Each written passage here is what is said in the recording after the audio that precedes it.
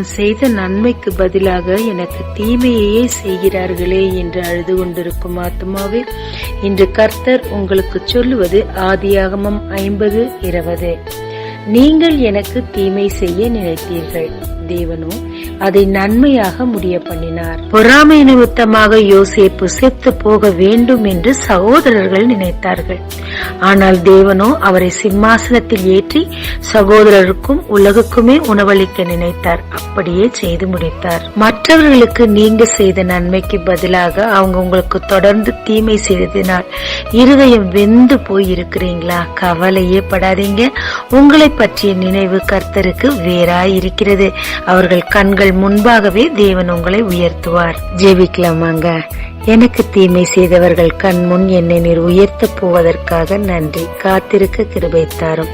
இயேசு மூலம் பிதாவே, ஆமென். இயேசு கிறிஸ்துவின் நாமத்தில் இந்த நாளில் உங்களை ஆசீர்வதிக்கும் ஜீசஸ் விஷன்.